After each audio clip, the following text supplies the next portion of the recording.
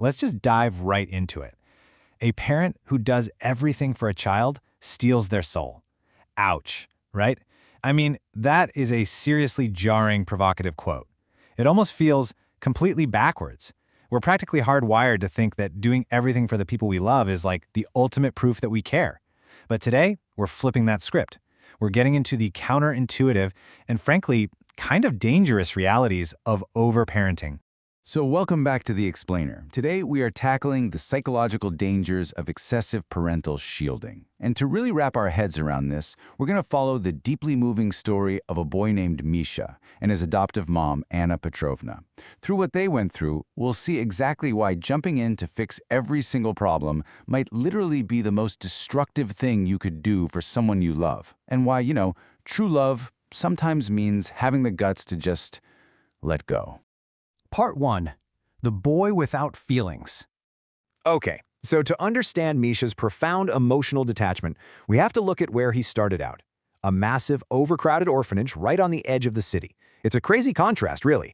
On one hand, you've got this intense physical crowding, literally 100 kids, with Misha crammed into a room with 20 other boys on these cold iron beds. But on the flip side, it was a total emotional void. Just 3 exhausted caregivers for the whole place. 3 exhausted women whose only real job was making sure nobody ran away and everyone got fed. When Misha first got there, he'd cry into his pillow for his mom, just like the other little guys, but nobody ever came. Because of that absolute emotional absence, his brain just stopped trusting. His heart literally learned not to feel, just so he could survive. Then, at age 5, his physical world completely changed. But mentally, not so much. A woman named Anna Petrovna visited the orphanage, looking to adopt. She spots Misha in a corner, just silently stacking blocks, totally mechanical, zero emotion. When she reached out to gently stroke his head, this tiny 5-year-old boy violently flinched.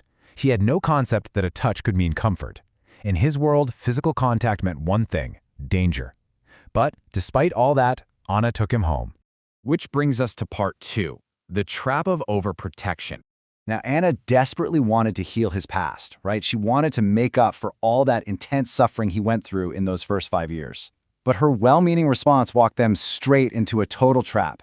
I mean, consider her over-functioning behaviors here. She spoon-fed him every day, dressed him every single morning, packed his school bag. She even sat there and solved his math homework for him. And keep in mind, he was totally physically capable of doing all this stuff himself. But Anna was just driven by this massive sense of pity. She figured he suffered way too much already, he shouldn't have to lift a finger now. She was just so desperate to shield him from even an ounce of effort or frustration. But what did all this intense shielding actually do? Well, Misha stayed frozen, literally like a statue. Even though he had it all, a beautiful room, his favorite dinners, bedtime stories, constant help, he was completely and utterly emotionally unresponsive. When she hugged him, he just turned to stone, basically waiting for her to let go. When she told him, "I love you," crickets, absolute silence. He was silently enduring all her affection without giving a single drop back. She was pouring everything into him and getting absolutely nothing in return. Part 3, the right to struggle.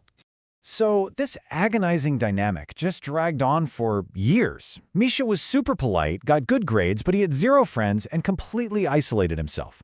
Finally, Anna reached her breaking point and hit pause. She took Misha to a psychologist. And this is the major turning point. He gets clinically diagnosed with attachment disorder. Because he lacked that early maternal love in the orphanage, Misha's brain had physically failed to learn how to trust people. It wasn't him just being a stubborn kid, he had a literal biological barrier against forming relationships. But the psychologist didn't stop there. He pointed out a second, totally different issue. And this one, Anna was actually creating it herself. The psychologist hit Anna with a pretty urgent warning, perfectly echoing that ancient wisdom we started with. Taking a step for a child steals their path. By doing all this over-functioning, doing his homework, dressing him, packing his bags, she was actively robbing Misha of his own identity. Depriving a child of a little struggle means you're depriving them of the chance to mature, to actually handle life, and to build their own self-worth. So Anna completely flips her parenting style. She immediately sets up these really concrete behavioral boundaries.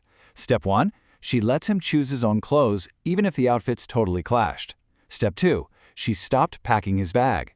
The result, he forgot his notebook and got a terrible grade. But guess what? He remembered it the next day. Step 3, she let him struggle with his math homework. And yeah, he agonized over it for a whole hour, but he solved it, himself.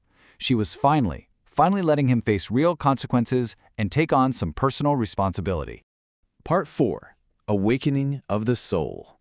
Now, initially, Misha was furious about these new boundaries. He honestly thought she'd just stopped loving him, kind of like his biological mom had. But then, this whole new dynamic collided with something totally unexpected. Anna got really sick, like high fever, couldn't even get out of bed sick.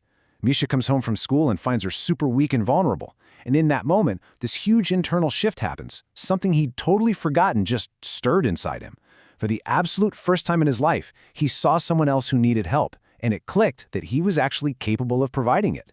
He walked right over, poured a glass of water, and handed it to her.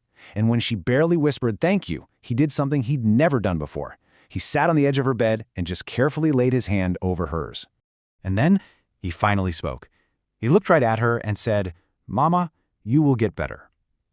It took 5 years for that kid to say the word mama, and honestly, this just proves something incredibly profound about human psychology.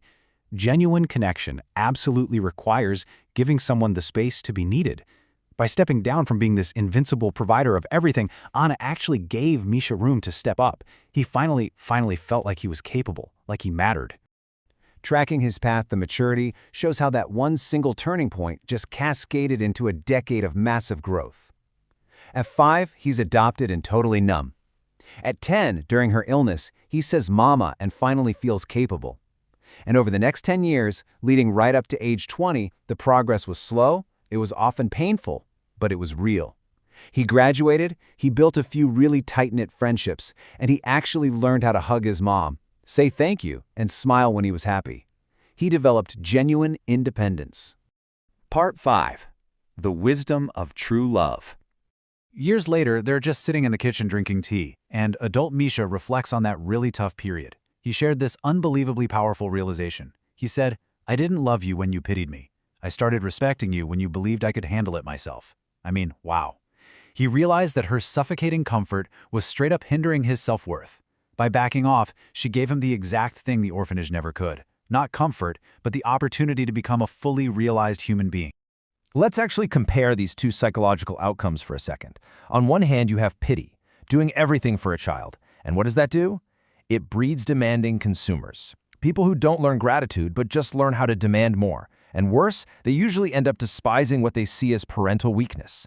But on the other hand, we have respect, allowing the struggle, letting them fall down and figure out how to stand back up. That approach builds independent individuals who actually understand the value of hard work and who genuinely respect the people who gave them the space to grow. Bringing it back to our philosophical bookends here, this statement really cements the entire core lesson of Misha's story. Excessive help is not an act of love, but a form of destruction. True parental love isn't about sacrificing yourself to be this human shield against every single hardship. True love is having the wisdom to give freedom. It's the wisdom to grant someone the right to make mistakes, to face tough situations, and to actually exert effort. So as we wrap up this explainer, I want to leave you with one final, kind of provocative thought to chew on. Take a look at the relationships in your own life, with your kids, your partner, your friends, maybe even your coworkers. Are you carrying someone who just needs to be taught how to stand? Seriously, think about where you might be overfunctioning right now. Consider whether stepping back a little bit might just be the greatest, most profound act of love you could possibly offer. Until next time, keep questioning, keep learning, and hey, don't be afraid of the struggle.